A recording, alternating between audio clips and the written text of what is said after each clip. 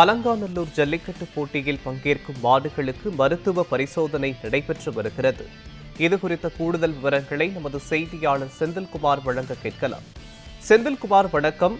அலங்காநல்லூர் ஜல்லிக்கட்டு போட்டியில் பங்கேற்கும் மாடுகளுக்கு மருத்துவ பரிசோதனைகள் மேற்கொள்ளப்பட்டு வருகின்றன.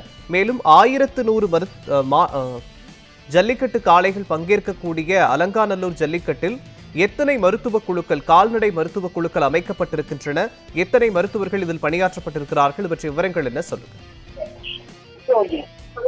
மோகன், வணக்கம். உலக புகழ் பெற்ற அலங்காநல்லூர் ஜல்லிக்கட்டு போட்டியானது இன்னும் சற்று நேரத்தில் துவங்க உள்ளது. இந்த போட்டியினை பத்திரப்பதிவுத்துறை அமைச்சர் மூர்த்தி அவர்கள் கொடியசைத்து துவக்க உள்ளார். இங்கு சிறப்பு விருந்தினராக தமிழக முதல்வர் மு.க.ஸ்டாலின் அவர்கள் வருகை தர உள்ளார். இதனைத் தொடர்ந்து இந்த போட்டியானது சிறப்பாக நடைபெற்று வருகிறது. இந்த போட்டியில் தற்பொழுது மாடுகளுக்கான மருத்துவ பரிசோதனை நடைபெற்றுக் கொண்டிருக்கிறது. இந்த மருத்துவ பரிசோதனையானது அலங்காநல்லூர் ஜல்லிக்கட்டு கால்நடை மருத்துவ குழுவில் அமைக்கப்பட்டுள்ளது. இதன் டைரக்டர் நந்தகோபால் தெரிவிப்பதன் அடிப்படையில் மாடுகளுக்கு 3 வயதுக்கு குறையாமல் இருக்க வேண்டும். அதே போன்று மாடுகளுக்கு காயம் எதுவும் ஏற்படாமல் இருக்க வேண்டும். மேலும் மாடுக்கு ஊக்க மருந்து எதுவும் கொடுத்துக்க கூடாது.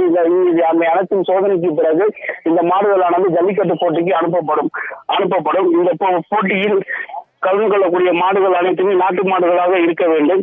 இதனைத் தொடர்ந்து மருத்துவ குழுக்கள் 27 மருத்துவர்கள் மற்றும் 82 பணியாளர்கள் மருத்துவ பணியில் உள்ளனர். இங்கு வரக்கூடிய அனைத்து மாடுகளும் பரிசோதனைக்கு பிறகுதான் வாடிவாசலுக்கு அனுப்பப்படுகிறது. வாடிவாசலுக்கு செல்லப்படும் காளைகளானது அங்கிருந்து ஜல்லிக்கட்டுக்கு அனுப்பப்படுகிறது. இதனைத் தொடர்ந்து இந்த பகுதியில் மருத்துவ பரிசோதனை நடைபெற்றுக் கொண்டிருக்கிறது.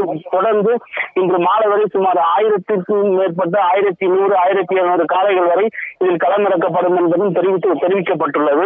இங்கு வரக்கூடிய மாட்டின் உரிமையாளர்களும் தங்கள் பிரச்சனைகளை கூறியுள்ளனர். மோகன், தற்போது வரை எத்தனை மாடுகளுக்கு மருத்துவ பரிசோதனை நிறைவடைந்திருக்கின்றன?